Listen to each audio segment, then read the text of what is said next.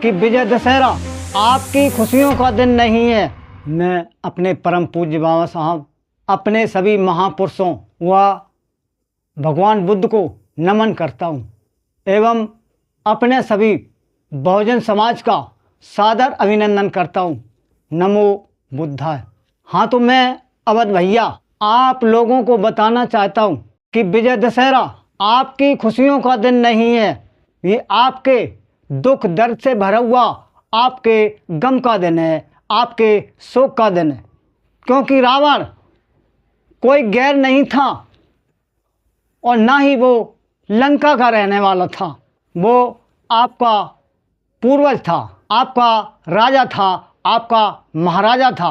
वो बौद्ध धर्म का पालन करने वाला, वो एक बौद्ध धर्मी राजा था। दीन दुखियों की रक्षा करने वाला वो एक दीन दयालु राजा था। वो एक परोपकारी राजा था। वो एक बहुत ही भोला भाला राजा था। वो आपका 10वां राजा था, यानी आपका आखिरी राजा, जिसका असली नाम था राजा बृहद्रथ उर्फ रावण, जो सम्राट अशोक का सगा नाती था, जिसकी हत्या एक शुंग वंशी ब्राह्मण पुष्यमित्र शुंग ने करी, जिसका असली नाम था पुष्यमित्र शुंग उर्फ राम। मंत्री जी महाराज। हमारे राज्य में वर्ण जाति का भेदभाव, छुआछूत, बेईमानी, चोरी, ठगी, मदिरा सेवन, जबर जिनाह जैसी बुराइयां समाप्त हो चुकी हैं। हाँ, अगर फिर भी कोई कसर बाकी है, इनको सख्ती से खत्म किया जाए। जी महाराज, आपके राज्य में महाराज महामानव गौतम बुद्ध की शिक्षाओं से सारी प्रजा खुशहाल है। कोई किसी से घृणा नहीं करता, सभी एक समान है, सब प्रेम से रहते हैं, सभी खुश रहते हैं महाराज। लेकिन मैं खुश नहीं हूँ। शुंग, ये तुम क्या कर रहे हो?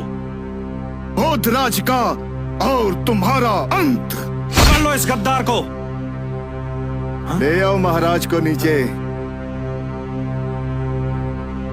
हमारे पुरखों ने तुम लोगों पर भरोसा किया, लेकिन तुमने हमारे साथ हमेशा विश्वासघात किया।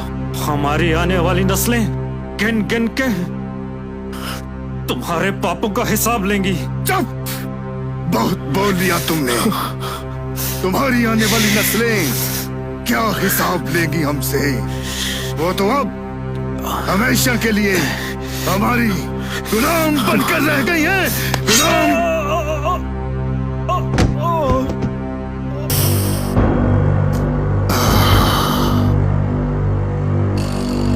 अब इस देश का राजा मैं हूं, शुंग, महाराज शुंग।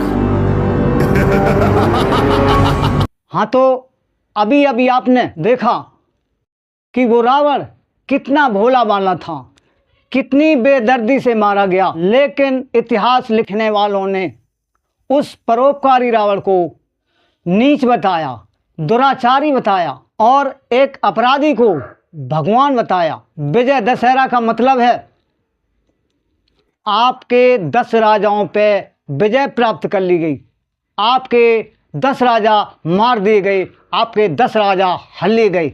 वहीं से विजय दशहरा के नाम पर त्यौहार भी बन गया। पुतले के अंदर जो 10 खोपड़ी दिखाई गई हैं, याद रखना वो खोपड़ी किसी गैर की नहीं है, वो 10 की 10 खोपड़ी आपके राजाओं की हैं। आपकी होली और आपका दशहरा ये दोनों ही आपके गम के दिन हैं, क्योंकि सम्राट हिरण्यकश्यप और राजा बृहद्रथ उर्फ रावण कोई गैर नहीं थे। ये आपके ही पूर्वज थे, आपके दिग्गज राजा थे, ये आपके प्रमुख राजा थे, जिसमें सम्राट हिरण्यकश्यप आपका पहला राजा था और राजा बृहद्रथ आपका आखिरी राजा था, जिसकी हत्या कर दी गई। सबसे दुखद की बात तो यह है कि आप लोग अपने गम के दिन पर रंगारंग खुशियां मनाते हैं, पुतले फूंकते हैं, बारूद फूंकते हैं। शर्म आनी चाहिए आप लोगों को अपनी अपनी करतूत पर। आप लोगों से ज़्यादा समझदार तो हमारे मुसलमान भाई हैं, जो कि अपने पैगंबर के मरने पर गहरा शोक मनाते हैं। लेकिन आप लोग अपने पैगंबर के मरने पर शोक क्यों नहीं मनाते? आपके तो 10-10 पैगंबर मरे हैं। आज मैं आप लोगों से गुजारिश करता हूं कि होली और दशहरा के दिन रंगारंग खुशियां नहीं मनाएंगे, बम पटाखे नहीं फोड़ेंगे, किसी प्रकार की बारूद नहीं चलाएंगे, पुतले नहीं फूकेंगे। अपने गम के दिन पर अपना मौन धारण करके 2 मिनट का शोक जरूर मनाएंगे।